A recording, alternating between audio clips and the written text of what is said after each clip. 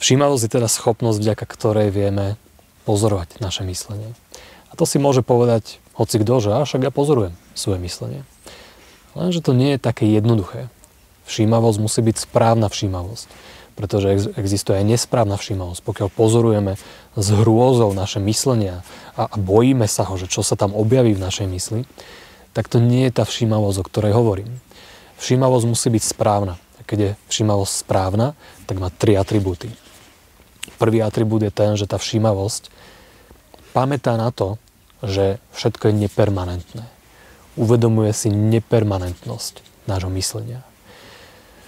Máme v našej mysli celý deň len jednu myšlienku? Je tam stále? Nikdy nevznikne a nezanikne žiadna ďalšia myšlienka? Samozrejme nie. V našej mysli sa neustále menia tisícky, milióny myšlienok, ktoré vznikajú a zanikajú. Všímavosť na to pamätá a uvedomuje si nepermanentnosť týchto procesov.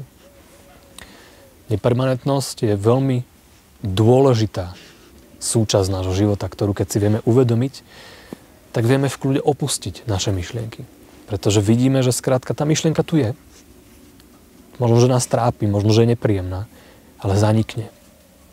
Ak jej to samozrejme dovolíme.